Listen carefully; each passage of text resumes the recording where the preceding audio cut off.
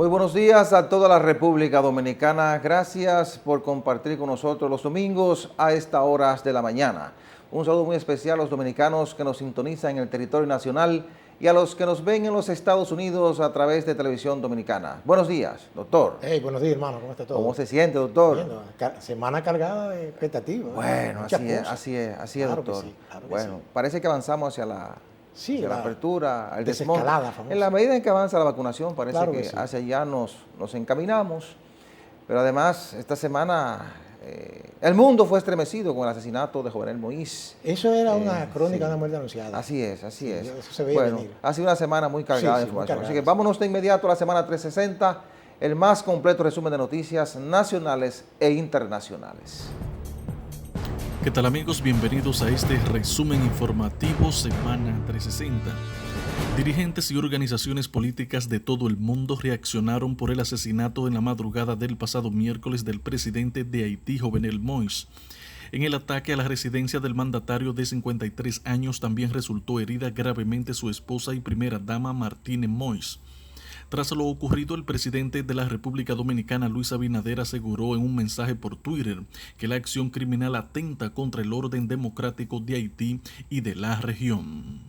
Haití es el segundo mayor socio comercial de la República Dominicana, con un intercambio binacional de mercancías de $745 millones en el año 2020, un monto que ya había sido afectado por el COVID-19 y la inseguridad en el vecino país, al que ahora se le sumará la inestabilidad generada por el asesinato del presidente de ese país, Jovenel Moïse. Sectores empresariales coincidieron en que la situación llevará a una merma del comercio entre ambos países y esperan que la incertidumbre no se extienda en el tiempo. El Banco Central de la República Dominicana informó que la variación mensual del índice de precios al consumidor IPC fue de 0.63% en junio de 2021, colocando la inflación acumulada del primer semestre del año en 4.01%. La inflación acumulada en los últimos 12 meses se situó en 9.32% al cierre del mes de junio. En el primer semestre de este año, los destinos dominicanos recibieron 1.9 millones de turistas, una cantidad que representa el 53.2% de los 3.5 millones de extranjeros no residentes que llegaron en igual periodo de 2019, una diferencia de 1.6 millones de visitantes, según informó el Ministerio de Turismo.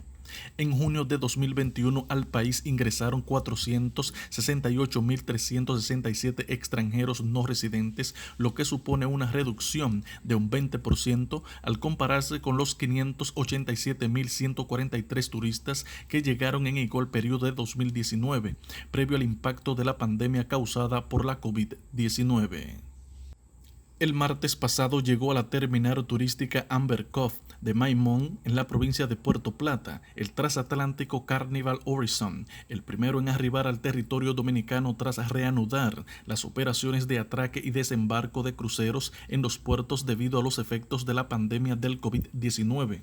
En la embarcación viajaban 2.600 pasajeros y alrededor de 1.000 tripulantes.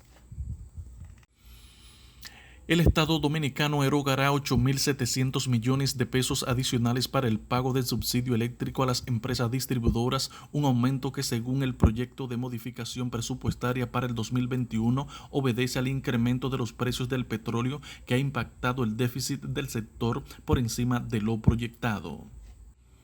La Junta Central Electoral acogió el jueves la resolución del Tribunal Superior Administrativo que establece repartir los fondos que el Estado destina a los partidos políticos, tomando en cuenta la mayor votación válida recibida de forma individual en cualesquiera de los 3 niveles disputados por las organizaciones en las elecciones celebradas el 5 de julio de 2020. El organismo dispuso que recibirán el 80% de los recursos económicos los partidos que sacaron más del 5% de los sufragios válidos, y estos son el Revolucionario Moderno, de la Liberación Dominicana, la Fuerza del Pueblo y el Revolucionario Dominicano. El presidente dominicano Luis Abinader anunció al país el plan de desescalada de las medidas restrictivas que se han tomado por el COVID-19. El miércoles pasado también se comenzó un nuevo horario de toque de queda desde las 10 de la noche hasta las 5 de la mañana de lunes a viernes, mientras que los sábados y domingos iniciará a las 7 de la tarde. Todos los días habrá libre circulación de 2 horas para que las personas lleguen a sus hogares. El presidente del Colegio Médico Dominicano, Waldo Ariel Suero, catalogó como un error garrafal quitar el toque de queda en la peor etapa de la pandemia e indicó su desacuerdo con la desescalada en las provincias que tienen más del 70% de la población meta vacunada. Suero señaló que a nivel mundial solo el 10% de la población está vacunada y la vacuna no es eficaz en un 100%. Y en el ámbito internacional, el gobierno colombiano dijo que 6 de los colombianos detenidos en Haití como supuestos autores del asesinato del presidente de ese país, Jovenel Moïse, son miembros retirados del ejército de Colombia. La Interpol ha solicitado oficialmente información al gobierno colombiano y a la Policía Nacional sobre los presuntos responsables de este hecho. Inicialmente, la información señala que son ciudadanos colombianos y miembros retirados del Ejército Nacional. Uno de los supuestos miembros del comando que mató al presidente haitiano Jovenel Moïse reveló que los asesinos colombianos llegaron al país hace 3 meses, según dijo un juez al diario Le Noveliste. Los mercenarios estaban en Haití desde hace cerca de 3 meses, dijo el detenido James Solache, según declaró al periódico el juez de paz Clement Noel, quien interrogó a 2 de los detenidos. James Solache y Joseph Vincent son los 2 estadounidenses de origen haitiano que fueron arrestados por supuestamente formar parte del comando, que contaba además con 26 colombianos según las autoridades haitianas. Estados Unidos declaró el jueves que ve a Claude Joseph como primer ministro de Haití porque ocupaba ese puesto antes del asesinato del presidente Jovenel Moïse y reveló que ha estado en contacto con Ariel Henry, quien fue nombrado primer ministro el pasado lunes. Una fuente legislativa dijo a la agencia EFE que el gobierno de Estados Unidos ya comunicó a los legisladores que seguía reconociendo a Joseph como primer ministro de Haití. La demanda global de pasajeros en el transporte aéreo mejoró ligeramente en el mes de mayo respecto a abril, aunque sigue muy por debajo de los niveles anteriores a la pandemia, señalaron las estadísticas más recientes de la Asociación Internacional del Transporte Aéreo. La demanda de los viajeros en mayo fue un 62.7% menor a la del mismo mes del 2019, pero mejoró ligeramente frente a la caída del 65.2% registrada en abril, aunque sigue mostrando un sector muy afectado por las crisis sanitarias. Hasta aquí el resumen informativo Semana 360, informó Joaquín Caraballo.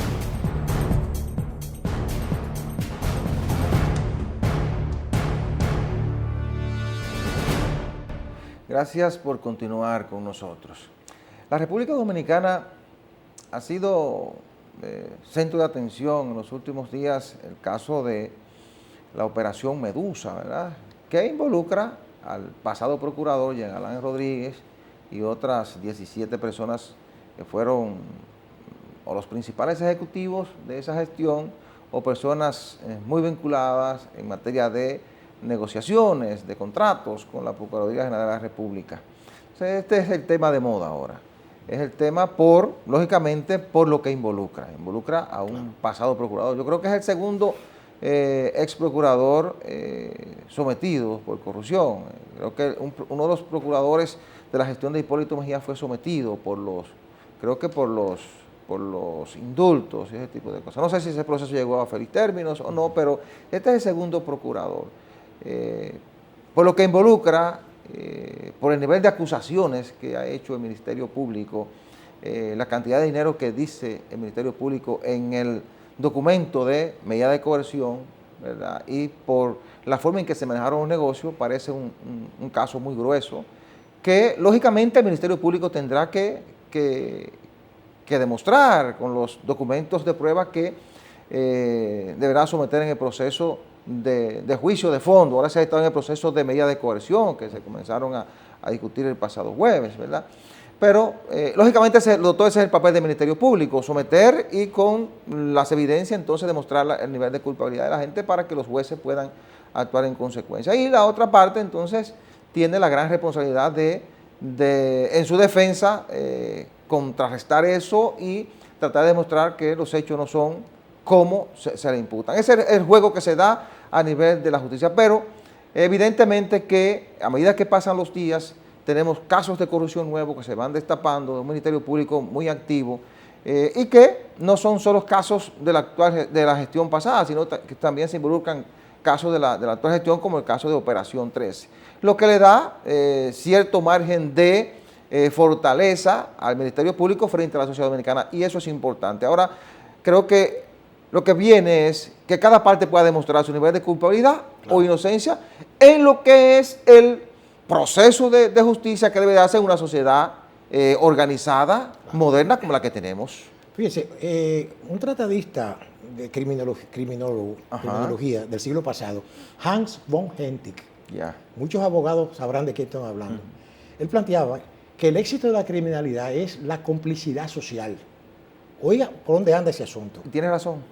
Entonces resulta que ahora lo que está explosionando a nivel de la sociedad, ¿sabe qué? La calidad de los que están involucrados en eso. Porque aquí tenemos décadas sometiendo a la gente insignificante. Por ejemplo, yo tengo ahí, diríamos, información sobre una persona que fue sometida y condenada porque se robó 7 libras de yuca. U otro se robó 2 salamis para darle de comer a 6 muertos de hambre, hijos de él, y lo condenaron a 8 años. Lo que quiero decirle a usted es que el delito, como quiera, es delito. Ahora, en el caso de la corrupción hay una situación, y es la siguiente. Es que no es verdad que el Ministerio Público, con todos los elementos constitutivos, tecnológicos, de información, eso no se investigó de un día para otro. Eso es un asunto que se viene investigando desde que se tuvo la oportunidad de hacerlo. Comienza a investigarse. Entonces, si se atreven a lanzar esa operación, yo como abogado le estoy diciendo, es como los médicos. Un médico está mirando los resultados de los análisis y dice, bueno, este tipo no va a durar un mes. Este tipo, ¿sabe a qué me refiero? No, eso no se hace en una semana. No, y además claro lo que se llama los indicios. No olvide usted que el juez, por ejemplo, el juez del fondo es un juez que condena, el del fondo de envía, perdón. El juez de instrucción es un juez indiciario, el del fondo juzga y condena. O sea que un juez de instrucción que esté viendo eso, lo que está viendo son indicios. No necesita, por ejemplo, el juez de instrucción que le prueben culpabilidad en ese momento. No, claro que no. Aclaramos eso desde el punto de vista jurídico. No, y yo lo decía, visto el juicio de fondo, no el juez de la instrucción. Pero ya eso será cuando toque el juicio de fondo. Claro. Imagino que eso lo declararán como un caso complejo y tendrán año y medio. Porque por eso que estamos hablando de debido proceso. Lo que pasa es que aquí se habla de debido proceso cuando el supuesto delincuente es importante y tiene dinero. Cuando se trata de un desbaratado, que no tiene que caerse muerto, nadie habla de debido proceso. Aquí hay gente que tiene años condenado, cumplió y no lo han soltado. Hay personas que no debería ser. Pero lo que estoy diciendo, o sea, no debería ser, doctor. Cuando yo veo ciertos abogados, ¿qué pasa? Que esos abogados nos parecemos a ciertas señoras por ahí que venden sus favores por la plata, ¿verdad? Con la diferencia de que ellas son más honestas que nosotros. Usted sabe a qué me refiero, para no entrar tan en detalle, porque algunos colegas quizás no están de acuerdo con lo que yo digo, pero los abogados lo que son es comerciantes de eso, o sea, lo que les interesa es el dinero. Yo se lo digo, usted es abogado. Bueno, no tuve la oportunidad de mucha gente que hay hoy maneja millones, lo cual yo lo aplaudo y lo alabo, porque algún día tiene que llegar lo suyo, ¿verdad? Pero lo que quiero decirle es que el abogado no busca justicia. No, el abogado lo que busca es ganar su pleito. Claro. Por eso que usted ve que hay abogados que defienden criminales. Ese es su trabajo. Ese es su trabajo. Entonces yo no lo critico. O sea, yo no lo trabajo. Yo si no creo que una persona es inocente, yo no me involucro en eso. Pero esa es su convicción, esa es su forma de actuar, ¿verdad? Por la formación que uno trae. Claro. ¿Usted comprende? Entonces, ¿qué te digo? Yo creo que la justicia, no es que tampoco la justicia está preparada, oiga usted, para resolver definitivamente toda esa problemática que tenemos aquí con la corrupción. Sin embargo, es la primera vez en el tiempo que yo tengo en este planeta y ya con el tiempo que tengo en esta profesión, que yo veo que aquí están poniendo mansos y cimarrones en el mismo paquete, para hablar en términos populares. Porque antes todo era una cuestión de que era un rumor, que se dice que fulano estaba envuelto en tal cosa, pero como no había estas redes, porque esas redes es un problema también, digo problema en el sentido, entre comillas, Sí. porque las redes han permitido democratizar la información y ya no es la exclusividad de un medio de comunicación, no, cualquier persona con un teléfono celular graba un hecho y usted sabe que muchos hechos se han descubierto porque a alguien se le ocurrió desde un carro, un sitio que estaba caminando y vio una situación delictiva y la grabó y la lanzó a las redes. Y de ahí se investigó y se determinó. Yo quiero decirle que aquí lo que hay que esperar es que el poder político siga tratando de respetar la, diríamos, precaria independencia del Ministerio Público, aunque la justicia como tal, aunque da ciertos visos de independencia a nivel del estamento, porque hay que no se puede tampoco bañar a todo el mundo con el mismo hisopo. Claro. Porque una cosa son los estamentos superiores de la justicia, otra cosa es la gente que está cogiendo lucha allá abajo. Y ellos hacen su trabajo. Hay que tener eso claro. ¿Usted comprende? O sea que uno espera, porque el pueblo, es el pueblo llano que está esperando, que se castigue a los que han cometido los ilícitos. Obviamente hay la presunción de inocencia, tienen Claro. el derecho a ser respetados, es cierto. Nadie ha dicho eso, lo contrario, pero también los que no tienen nada tienen derecho a ser respetados también. Sí, ahí hay otro aspecto, doctor, y es la mediatización de los procesos. Con esa cosa Sí. también hay que tener un poco de cuidado. Sí. Se ha estado analizando, y no básicamente porque se trate o no de un caso de alguien de renombre, sino que todo caso de justicia hay que tener mucho cuidado en la mediatización para que no haya condenas antes de que el juez conozca el proceso. No me refiero a este caso en particular, sino a todo tipo de casos, sea de corrupción o un caso civil, no importa el caso que sea. Es decir, no sobreponer en materia de mediatización de los procesos para no dañar la convicción del juez ni Sí. el proceso de... Yo estoy- Bueno, que claro. la convicción del juez ya prácticamente no existe. Yo estoy de acuerdo, exacto. Porque con el nuevo ordenamiento jurídico nuestro, Sí, ya las pruebas son las que determinan, Exacto. las Pero que déjeme determinan el nivel de culpabilidad de cada imputado. Claro, yo estoy de acuerdo con usted. Sí. Lo que pasa es que ahora se pretende decir que las redes son las que están juzgando. No, eso empezó aquí con los mismos medios de comunicación Sí. que se convirtieron en tribunales. Sí. Oiga Sí. usted, antes de esa preeminencia de Ese las ha, redes, sido, ese ha sido un debate. Usted lo sabe. Ese ha sido un debate. Sí. Pero ahí tiene una gran cuota de responsabilidad la autoridad en el momento. Porque los procesos siguen el curso que las autoridades en gran medida quieren que sigan. Sin embargo, es importante señalar que eso que usted dijo ahora, bien perfecto, que ya la íntima convicción del juez no está comprometida, no tiene ningún valor. Ahora es la prueba legalmente obtenida. Por eso yo decía en principio la gran responsabilidad que tiene el Ministerio Público en este proceso que se lleva en cada caso a nivel judicial, porque la prueba es determinante al momento del juez tomar su decisión. Yo le sumaría algo más a eso. Yo me sumo a lo que usted dice, pero le sumo esto.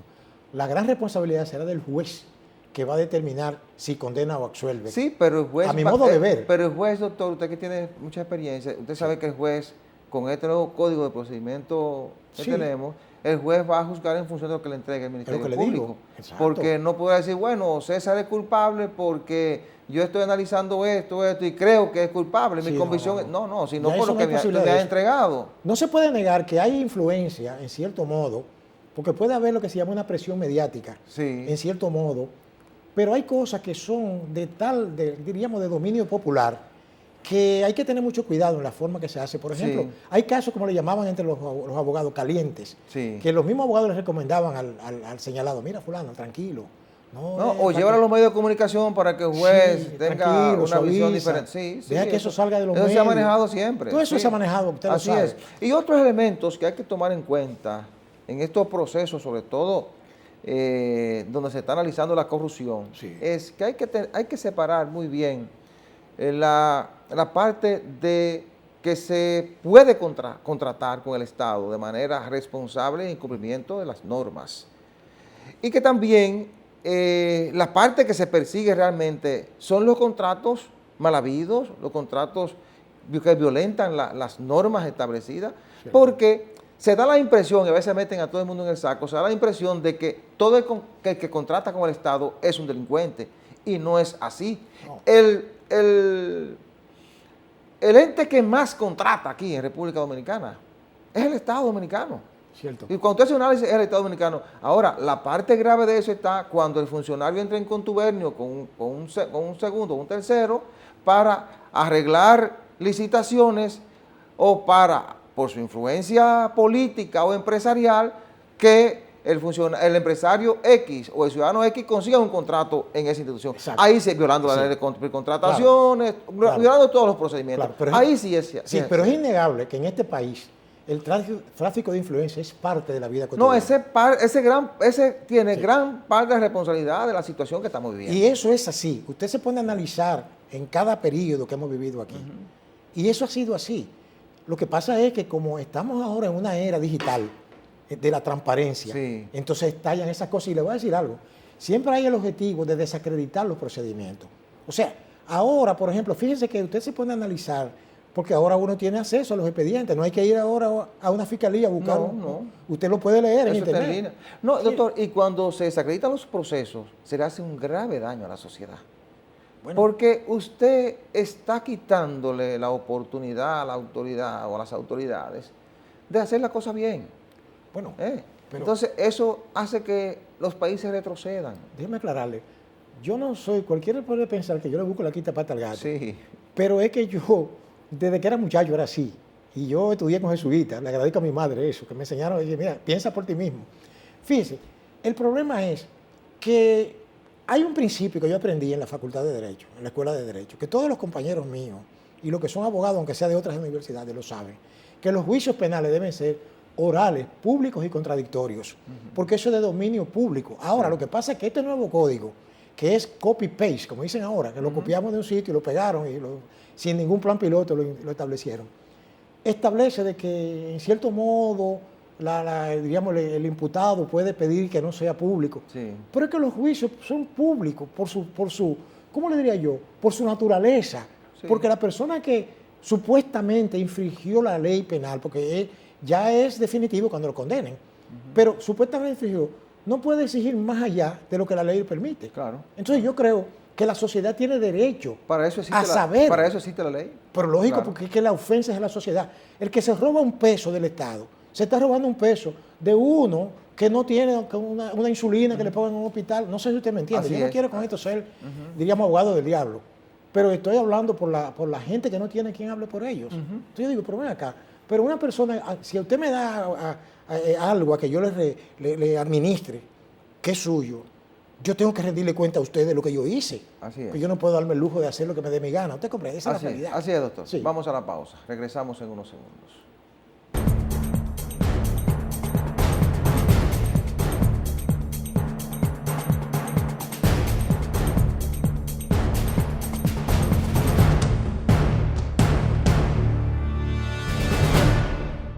Cuando analizábamos en programas anteriores la generalizada inseguridad que se vive en Haití, ¿verdad? Donde se planteaba que las bandas se habían adueñado, ¿verdad?, de la vida cotidiana de la gente, a tal punto que había gente hasta exiliada en su propio país, fundamentalmente los más pobres. El país el haitiano tiene un 91% de gente pobre, está en la miseria. Bueno, decíamos en ese momento, doctor, analizando esa situación, Sí. que en Haití nadie tenía la cabeza segura sobre sus hombros.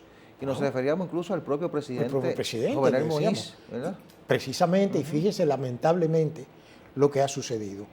Una muestra, ¿verdad?, diríamos palmaria, de que si no había seguridad, por lo menos con un símbolo, como un presidente es un símbolo, a decir verdad, si no tiene los elementos que lo apoyan, la fuerza de seguridad, ¿verdad?, las fuerzas represivas, las instituciones, no hay forma de decir que en ese país hay seguridad alguna. Y ahora, a mí me da la impresión de que ahí lo que ha habido una conspiración generalizada, porque Claro. Incluso se dice en los noticieros internacionales que fue un comando, ¿verdad?, como una especie de Sí. comando que asaltó la residencia. Pero lo que uno se pregunta, primero, ¿dónde estaba la seguridad de ese caballero?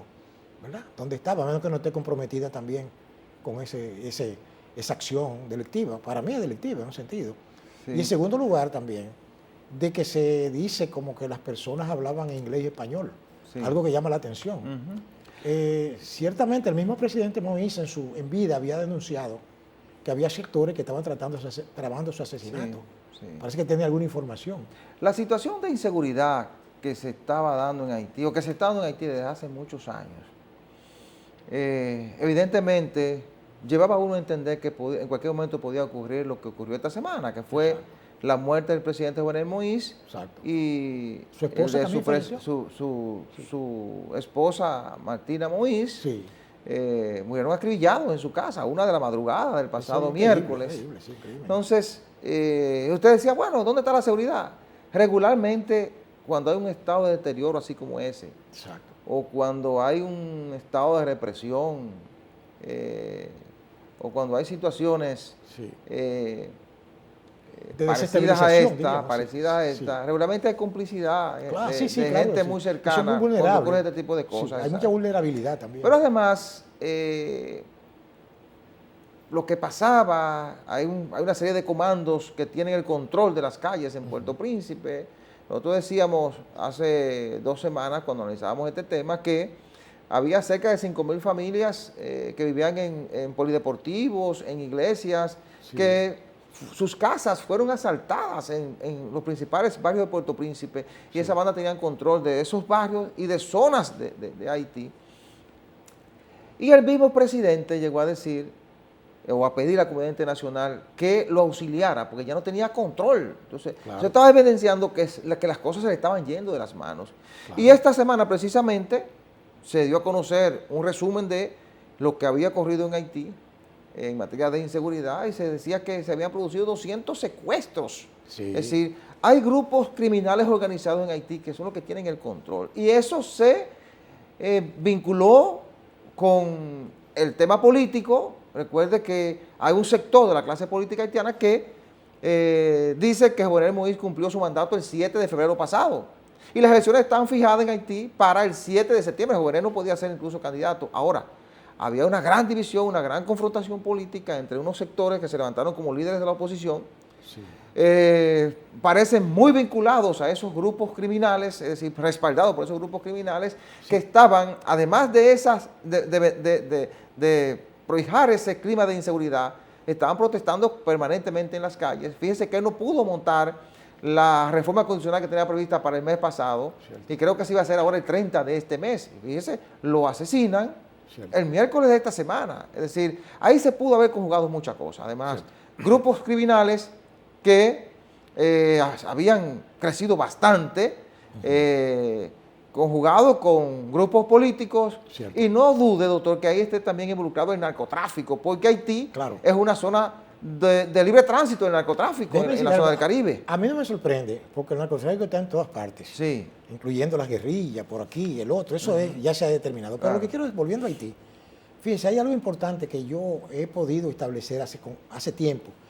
Mucha gente no le interesa estudiar la vida haitiana, señor, pero que Haití es una extensión de República Dominicana. Claro. Es el único país del mundo que con toda una cultura y una idiosincrasia diferente comparte con otro país, que es el caso nuestro. Fíjense, en Haití, según yo tengo muchos amigos haitianos que me explicaban algunas cosas. Yo conozco Haití, varias veces he ido a Haití. Y es lo siguiente, en Haití lo que mandan son grupos étnicos tradicionales. En Haití, sí, no hay una clase gobernante, como por ejemplo puede suceder en República Dominicana. Que aquí, porque aunque tengamos diferencias, usted sabe que aquí es lo mismo. ¿Verdad? Porque aquí, por ejemplo, dice PLD, PRD, PRM, es lo mismo. Sí. Todos son hijos de la misma madre y del mismo padre. Usted, como, y al final de cuentas, el que era verde, después azul, después rojo, eso es típico de nosotros. Pero en Haití no es así. En Haití hay grupos étnicos que son, diríamos, que dominan el escenario. Y hay grupos que tienen que ver, por ejemplo, el doctor François Duvalier representaba un grupo, una corriente, ¿entiendes? Después había el otro, o sea, cada cual tiene su poder. El mismo Aristide tiene su poder, y así por el estilo. Eso implica que si esos grupos no están de acuerdo, en Haití no hay estabilidad. Y es lamentable tener que reconocer que en Haití solamente hubo estabilidad en las dictaduras, lamentablemente, con el caudal de muertes que esa dictadura provocó, y de abuso y esas cosas. Pero Haití tuvo un viso, una especie como de ventana de civilidad cuando la clase media era la que gobernaba. Sí. ¿Usted comprende? Los Luis de Joix, Vincent, esos grandes presidentes que tuvo Haití. Claro, esta era una clase élite, mulata, ¿verdad? Que eran los aristócratas de Haití. Pero Haití después, con la lucha étnica en esos grupos tribales, devino en eso, en lo que devino. Entonces, Por eso yo veo muy difícil que Haití pueda salir a flote. Y a mí me da la impresión, no me gusta tener lo que se llama la palabra de la Casandra, como dice la pitoniza, como decía el doctor Balaguer, de que eso puede provocar hasta una intervención militar extranjera en Haití. Bueno, no lo dude. Lamentablemente. Efectivamente, yo creo que eso es lo que estaba pidiendo el propio presidente Moïse, cuando la semana antepasada dijo a la comunidad internacional que lo auxiliara. Sí, porque no hay otra forma. ¿Y qué otra forma? No podía. Y él dijo, yo no estoy pidiendo una intervención, pero en el fondo eso es lo que estaba pidiendo, porque ¿de qué forma te podían auxiliar? Claro, porque fíjese que la ONU, aunque lo disfrazaran de la MINUSTAH, era una intervención militar. Claro. Ahora, fracasó. ¿Por qué? Pero la ONU, en este tipo de casos, debe intervenir. Pero claro que sí. Con mecanismos que permitan la recomposición democrática en un país, el fortalecimiento de sus instituciones. Lo que pasa es, como usted decía, que ellos fracasaron en su primer intento. Sí, fracasaron porque no utilizaron el mandato. Recuérdese que eso, la ONU no es una cosa a lo loco. No. La ONU fue formada con estamentos jurídicos definidos. Y se creó para situaciones también, para resolver este tipo de situaciones. Tiene jurídicamente y jurisdiccionalmente el derecho a eso. Lo que pasa es que ellos ignoraron la idiosincrasia del pueblo haitiano. Sí. El pueblo haitiano es un pueblo que no es sumiso.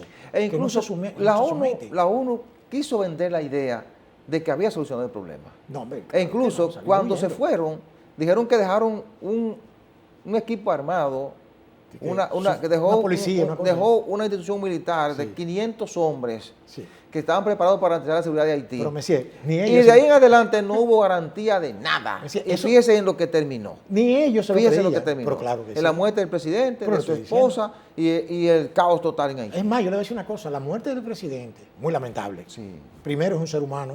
Sí. Estaba en estado de indefensión. Claro. Porque imagínese usted, no tenía... Incluso los que quizás estaban llamados a proteger su vida tampoco lo hicieron. Pero la muerte del presidente lanza una señal, ¿verdad?, muy preocupante. Y nosotros los dominicanos vivimos en espalda de Haití, como que Haití está a 10.000 kilómetros de aquí. Ahí está en el patio. Claro. O sea que cualquier desestabilización que pueda haber allí, yo no sé cómo lo van a contener aquí. No, después del pueblo haitiano, República Dominicana va a ser más afectado por lo que está pasando en Haití en este momento. Lo estoy diciendo. Pero siempre he analizado eso, ¿verdad? Lo que pasa en Haití afecta o beneficia a República Dominicana. Otra cosa, la ONU tiene un organismo que es medio raro, el ACNUR famoso que habla que, por ejemplo, nos afecta mucho a nosotros, en cierto modo, pero ellos consideran lo de los refugiados.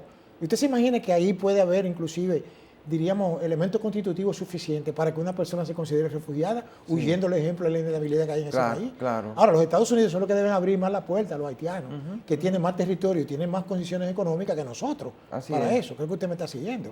Y más con ese cambio político que ha habido allí.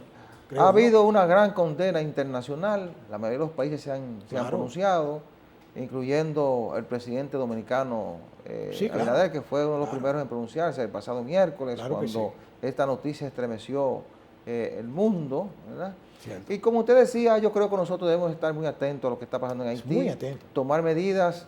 Y yo decía hace 2 semanas que República Dominicana debía contribuir a mover a la comunidad internacional para que fueran en auxilio de Haití, no sé si usted lo recuerda. Claro. Para evitar esto que está pasando ahora y para tratar de recomponer esa sociedad. Yo creo que la República Dominicana, yo creo que la República Dominicana no debe inmiscuirse en los asuntos haitianos. Sin embargo, debe estar presente y ser consultada en todo lo que se vaya a hacer con Haití. ¿Sabe por qué? Porque casi siempre de aquí que salen esos recursos. Sí, pero en ese momento yo decía, por lo menos mover la comunidad internacional para que fueran en auxilio. Cuando este señor lanzó su grito de auxilio y nadie le hizo caso. Claro, pero como parte de un organismo que lo sea liderado por otras naciones. Claro, la ONU. Claro, sí. La ONU es el organismo, el organismo ideal. Claro, ¿verdad? que sí. Entonces, hay que estar atento, el pueblo dominicano, el gobierno dominicano tiene que tomar las medidas que sean necesarias, porque esa desestabilización que hay en Haití nos va a afectar. Claro que sí. Esperemos una mayor cantidad de migrantes haitianos y garanticemos o tomemos medidas de seguridad de este lado, porque la situación es un poco complicada. Vamos a la pausa.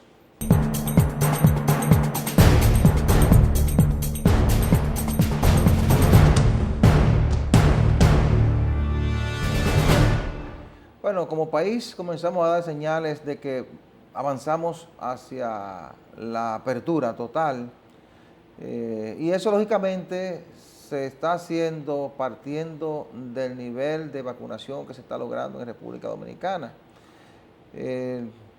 Ya se está hablando de la posibilidad de abrir en provincias que alcancen el 70% de su población vacunada. Lógicamente, hay un rechazo de la clase médica porque entienden que no es el momento para esa reapertura.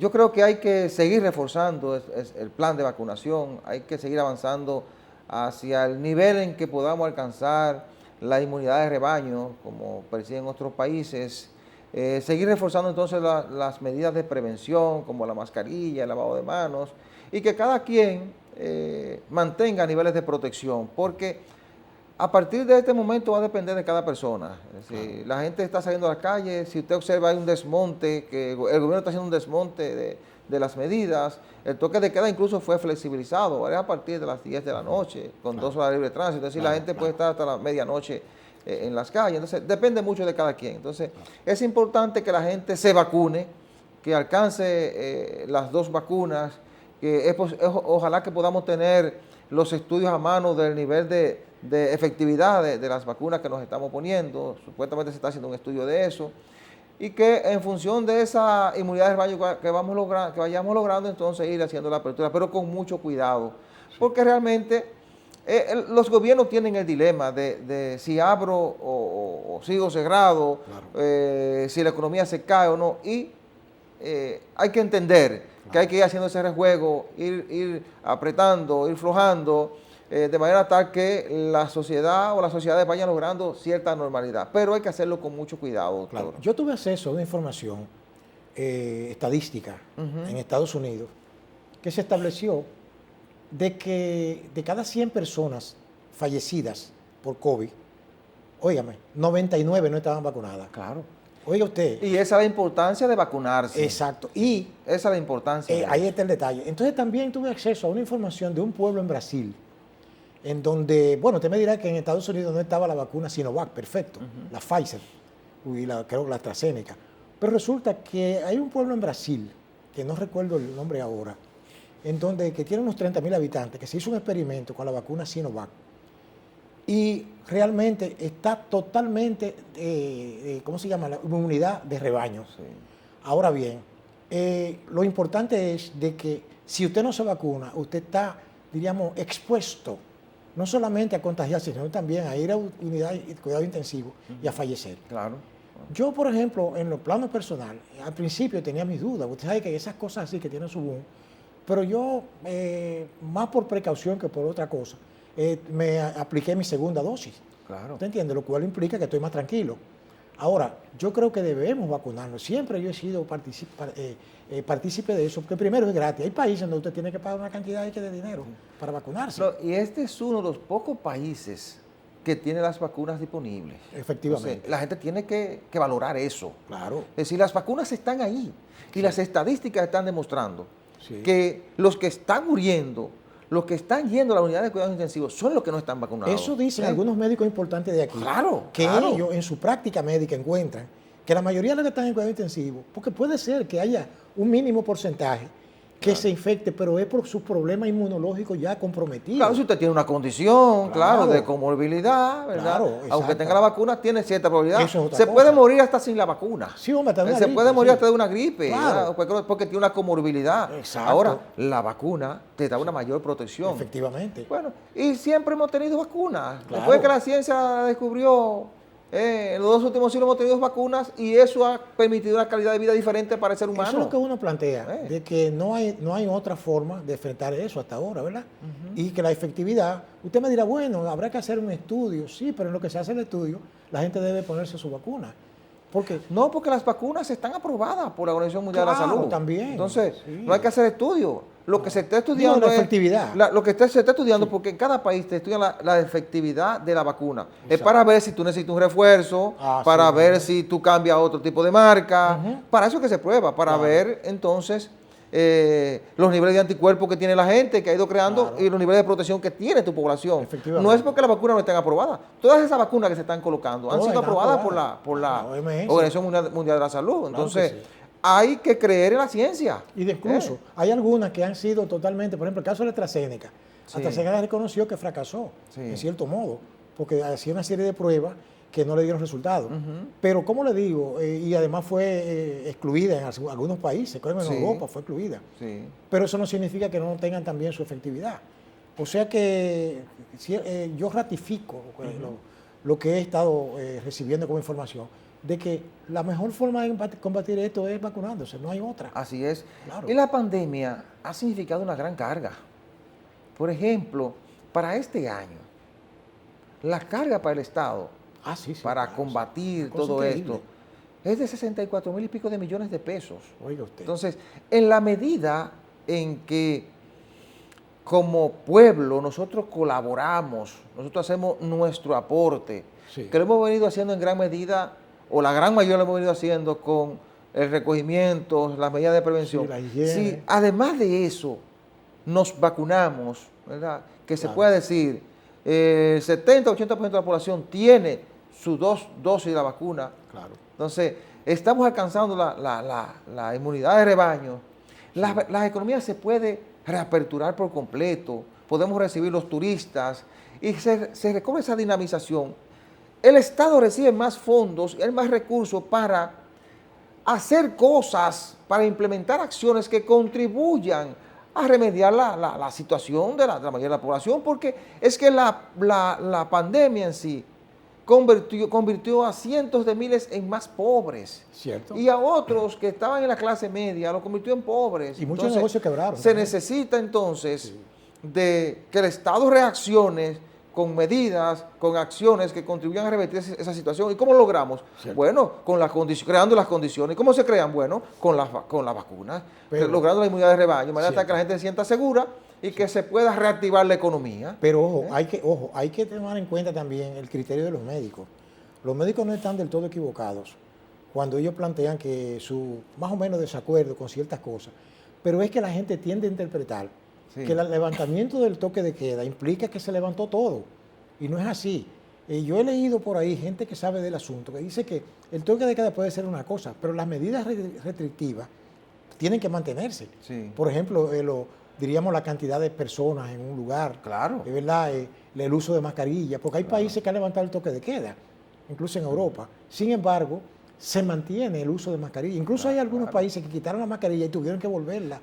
Una hora de cierre para los negocios, ¿sí? para que no se aglomere tantas personas. Ahora, una hora determinada. Lo difícil es controlar eso en un país como el nuestro. Porque en un país como el nuestro que no está acostumbrado a cumplir con las normas de manera espontánea, sino que tiene que ser con la represión. Y aún con represión la gente está por encima. Violenta eso, o sea que habrá que ver, pero yo sí entiendo de que en la medida que se va desescalando, ¿verdad? Pues es por la medida que vaya viéndose controlado lo de este virus. Pero claro, pero los médicos lo que le recomendaban al presidente, no abra todo por completo, que no se eliminen las medidas. Cierto, sí. Y tenemos ejemplos, doctor. Es decir, lo que le están recomendando es, tenga cuidado. Yo lo interpreto de manera tal de que, bueno, si hemos logrado en una provincia o comunidad X la inmunidad de rebaño, si hemos logrado controles donde la ciencia determina que los niveles de contagio son menores, la exposición de la gente son menores, pues entonces ahí se puede dando la apertura paulatina. Como ha ocurrido en Estados Unidos. Por ejemplo, en Estados Unidos hay estados donde no se usa mascarilla. Hay estados donde la gente está yendo a actividades masivas. Y las estadísticas van hablando. Las estadísticas no han reflejado un deterioro de la situación en el caso Estados de Nueva Unidos. York, que Nueva York era el estado que más problemas tenía con muertos y contagiados. Y de repente los muertos bajaron a una mínima proporción. Y han abierto, ya la gente va a los restaurantes sin mascarilla, porque hay ciertos controles. ¿Cuáles serían? Bueno, si usted va a un restaurante y todo el mundo está vacunado, pues pueden usar mascarilla, pueden estar sin mascarilla, guardando un distanciamiento, y dependerá también de la responsabilidad de cada quien. Porque yo pudiera perfectamente entrar a un restaurante y decir, bueno, aunque todo el mundo esté vacunado, aunque ya en esta zona se tenga la inmunidad de rebaño, yo quiero seguir usando mi mascarilla, nadie me lo puede prohibir. Porque yo me estoy protegiendo y quizás estoy protegiendo a otros. Una cosa importante en eso que usted acaba de mencionar, que es muy bueno, te diría, bueno, ¿cómo usted sabe que la persona está vacunada o no? Le presenta un documento. Pero yo me pregunto, ¿tiene base legal el que usted me impide a mí entrar a un lugar si no tengo una tarjeta de vacunación? Esa es otra parte del debate. Esa es otra parte del debate, porque la gente puede alegar violación a sus tiene derechos. derecho a libre Sí, tránsito. sí, así es. ¿Entiendes? O sea, que Pero hay un momento en que las sociedades tienen que tomar medidas para lograr su protección. es una cuestión de conciencia Sí. también. Y la van a colectiva. pedir la tarjeta de vacuna. Sí. La van a pedir. Por ejemplo, esta semana llegó un crucero a Puerto Plata con 2.600 pasajeros. Imagínese. El pasado martes llegó un crucero, salió de Miami. Bueno, aunque no es obligatorio presentar la tarjeta de vacuna, el 90% tenía su tarjeta de las 2 vacunas. Eso es Entonces, importante. eso le da seguridad al que está compartiendo contigo, al que viaja en el barco, pero también a los ciudadanos que te van a recibir en el país donde tú te vas a desmontar. Pero recuerde que dicen los médicos, porque uno habla lo que Sí. los médicos, uno lo repite, lo que ellos dicen, que una persona puede estar vacunada con las 2 vacunas, incluso está inmunizada, Claro. pero puede también contagiar. Y contraer el virus y contagiar. Sí, Es aunque así. no va a tener un Sí, resultado sí. catastrófico, pero puede infectar a otro. Por eso es importante que la otra persona también se vacune. Ahí está el detalle, es que Sí. insistimos en eso. Sí. Claro que Por sí. eso es importante que todos Claro. estemos vacunados. Ahí está el Y hay detalle. que insistir en eso. Claro. Cuando todos estemos vacunados, y aquí están las vacunas, Exacto. porque el gobierno se ha encargado de comprar las vacunas, Claro que sí. entonces tendremos mejores resultados frente al COVID-19. Vamos a la pausa. Muy bien. Indefectiblemente, los partidos políticos son producto de la democracia representativa. Sí. Sin ellos, la democracia no funciona. Así es. No hay otra forma de llegar al poder si no es con un partido. Sin embargo, yo he leído pensamiento político de algunos, diríamos, líderes importantes que hemos tenido a través de la historia, que dicen que la democracia tiene un costo, y un costo muy elevado. Sí. Entonces, si nos vamos al plano del financiamiento de la actividad de los partidos nuestros nos salen muy caros. Sí. Porque en primer lugar nosotros tenemos una cantidad enorme de partidos políticos que todos, ¿verdad?, participan en el presupuesto, en menor o mayor, diríamos, grado. Y se invierte demasiado dinero en eso, a tal punto de que yo creo que los partidos, a ellos no les interesa, a ellos les interesa tener acceso a su dinero, porque aunque eso es legal, porque no estamos diciendo que no sea legal, porque la ley así lo establece. Pero es tal así que ahí están todos de acuerdo. Fíjese que pueden no estar de acuerdo en otra Sí. cosa, pero ahí están de acuerdo. Quizás lo que haya que revisar, doctor, es los partidos que realmente reúnen las condiciones para Pero que lo que le estoy existir en el diciendo, sistema de que partidos. aquí la ley debe reformarse, que no haya Claro. posibilidad. Claro, ¿Entiende? claro. Claro. Porque como usted decía, los partidos son el sostén de la democracia. Sin partidos no hay democracia en ningún país, Claro. porque eso es lo que permite la participación. Claro que Ese sí. es el mecanismo que tenemos No, para pero la claro que hay participación. partido. Entonces, tiene un costo, como usted dice, pero hay que hacer revisiones. De la misma forma que usted revisa en otras instancias de poder, hay que hacer revisiones ahí, porque todo el mundo, óigame, de la misma forma que todo el mundo sabe que de las instituciones del Estado se han financiado campañas políticas, Sí. que se hacen muchísimas cosas que cuando explotan en un expediente abrimos las bocas, Claro. ¿verdad?, y nos asombramos. Sí. De esa misma forma sabemos que hay partidos políticos que existen porque saben que se van a buscar un dinero. Claro, mire, porque sus principales dirigentes saben que se van a buscar un dinero Claro. a través de esa vía u de otra Exactamente. vía. Fíjese una cosa, precisamente uno estudia los acontecimientos históricos. Yo Sí. siento mucho eso, porque el que no lee la historia de su país o del otro país está condenado a repetirla. Cuando Fidel Castro llegó al poder, ¿usted sabe lo primero que él dijo? Le preguntaron, doctor, ¿y las elecciones para cuándo? ¿Y sabe lo que él dijo? ¿Elecciones para qué? Y desde entonces en Cuba solamente hay un partido político, Sí, sí. que es el Partido Comunista Cubano del gobierno. Sí. Ese es el extremo opuesto a lo que tenemos aquí. Claro, que donde tenemos no debemos partidos. llegar. Entonces yo prefiero tener esta cantidad enorme de partidos, Sí. porque la libertad de acción, usted hace lo que usted cree dentro de la legalidad, pero yo creo que eso debe revisarse, porque no es posible que si a mí me da la gana de formar un partido mañana y yo recojo 50.000 firmas de amigos y colaboradores y relacionados y primos y esto, y lo presento a la Junta y ya sin mayor o menor, diríamos, consecuencia, me lo aprueban, entonces ya yo califico para recibir un dinero. Todos tenemos derecho, Hay que revisar los requisitos. es lo que le estoy diciendo. Porque procedimiento. si tú me permites a mí formar un partido, ¿verdad?, porque recoja 50.000 firmas de gente que está también en otros partidos Exacto. y no tiene otros requisitos que realmente permitan que ese partido demuestre a la sociedad que tiene gente que Claro. representa un conglomerado importante ¿verdad? No solamente de participación, porque usted puede garantizar la participación a través de otros partidos. Efectivamente. No es simplemente que tú tengas un partido y diga yo soy el presidente de este partido porque me da la gana de ser presidente. No, es porque usted reúne las condiciones, porque usted representa un conglomerado, porque usted representa una línea de pensamiento, porque usted reúne las condiciones en materia de locales, de cantidad de personas, de representación, etcétera, etcétera. Entonces, pero lo que pasa es que los requisitos no son tan como debieran ser. ¿Oye? Ahora, hay Entonces, circunstancias. hay una serie de trucos que hacen los partidos políticos. Participan en 4, 5 y 7 procesos electorales adheridos a otros. ¿Verdad? Es decir, no tienen representación por su fortaleza particular, sino porque otros se la transfieren. Ahí le iba a decir. Y entonces eso le permite medrar en el sistema y beneficiarse de esta situación. Que incluso los procesos históricos también crean y desaparecen partidos.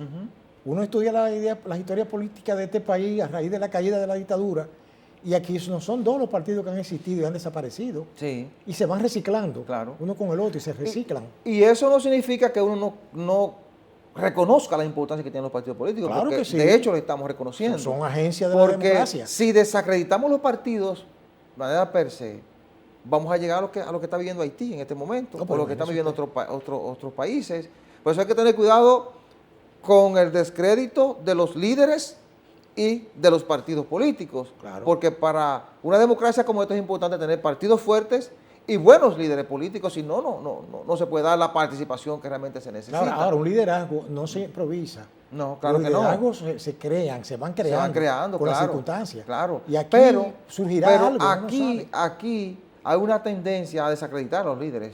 Sí, claro. Entonces, cuando tú llegas a ese nivel y desacreditar los partidos, cuando tú llegas a ese nivel, tú minas sus bases y tú vas propiciando lo que pasa en otros países. Que cuando los partidos se deterioran, viene el desorden, viene el caos y los países entonces caen en manos de personas que no son las mejores, no son las más calificadas. Sí, hay ejemplos en América que dan vergüenza, para no mencionarlo, que dan vergüenza. Que dice, bueno, acá. De hecho, estamos cumpliendo ahora un año de las pasadas elecciones. Se cumplió esta semana, el pasado 5 de julio. Sí, el primer año de las elecciones. Hubo un cambio de gobierno, ¿verdad? El PLD salió de poder después de 16 años de gestión, 8 del presidente Leonel Fernández, y 8 del presidente Danilo Medina. Pero esas elecciones evitaron una crisis política aquí, en el sentido. Bueno, las elecciones son las que te permiten a ti que como pueblo tú puedes decidir quién conviene o no en un momento como presidente, y si conviene tú cambiar o no de partido y de presidente. Esa es la importancia de la democracia. La participación de la gente, que la gente pueda decidir en mayoría a quién o quiénes quieren que les gobiernen. Tuvo sus costos en materia de salud, ¿verdad? Eso, por la pandemia. Pero era necesario que sucediera. Sucedió. Tenemos un gobierno diferente, tenemos un presidente diferente. Y la carga se tomó en el camino, dice el Claro. Como usted dice, un gran costo. Pero hubo una buena participación, pese a la pandemia. En las elecciones pasadas participó un 55%. Creo que fue el único país en ese momento que dentro de una pandemia como esa celebró unas elecciones. Óigame, en medio de la pandemia participó un 55%. Óigame, hermano. En Haití sin pandemia participó un 27%. Oiga usted. En esas elecciones un 27% fue que se eligió a Jovenel Moïse, que fue asesinado esta semana. Para que usted vea el deterioro de ese sistema de partido y de ese Estado. Comparado con República Dominicana. Entonces, vamos a proteger lo que tenemos. Eso es verdad. Vamos a revisar las cosas que hayan que revisar para fortalecer el sistema de partidos políticos. También claro. Y que nuestros gobernantes hagan las cosas bien. Claro que sí. Porque si los gobernantes no hacen las cosas bien, la gente deja de creer en los líderes políticos y en los partidos. Y que recuerden los gobernantes. Y ahí es que viene la situación de crisis. Y que recuerden los gobernantes y los incumbentes de los cargos, que las redes están al acecho, ¿verdad? Y que todo será revelado, como dice la Biblia.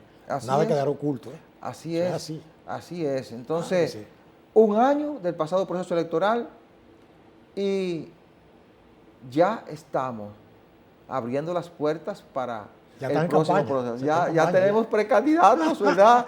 Y bueno, jugadas hasta de reelección presidencial. Es decir, este es un país que realmente, pese a todo, siempre está en campaña. La política y la pelota son parte de lo nuestro. Bueno, esta semana que inician los debates van a estar muy centrados en la crisis haitiana, ¿verdad? Eso también nos va a tocar, ¿verdad? Por la cercanía. Hay que ver cómo se desarrolla todo esto de la muerte, del asesinato del presidente Jovenel Moïse y su esposa, cómo la comunidad internacional acompaña a los vecinos haitianos. Los debates sobre el Código Penal, ¿verdad? Los congresistas, sobre todo los diputados, lo aprobaron. Sí. Los aprobaron con la penalización del aborto, ¿verdad? Y Sí. con un ingrediente nuevo, que es de la discriminación, ¿verdad? Imagínese. Es decir, ahora eso fue al Senado, ahí tengo una comisión. Ojalá que los senadores puedan hacer un análisis real de ese código y de una vez por todas, pues, Sí. aprobemos un código que tiene muchos años esperando porque Claro. se actualice y que, bueno, se discutan los temas que la sociedad está demandando que se discutan. El tema del aborto es uno de los temas que se está demandando. Creo que Entonces, sí. el Senado, el Congreso tiene la responsabilidad de analizar eso. Eso es. También las presiones de sectores para que se elimine el toque de queda, los anuncios de una concentración el 15 de este mes en la Plaza de la Bandera es un tema que va a estar dominando esta semana. Exactamente. Y las entrevistas de los candidatos a integrar el Tribunal Superior Electoral. De hecho, descalificaron 5 esta semana. Esos temas van a estar centrando la atención del país en estos próximos 7 días. Sí, señores, que hemos llegado al final del programa. Muchísimas gracias por la atención prestada. La cordial invitación para el próximo domingo a la misma hora y por este canal. Buena suerte, buenos días.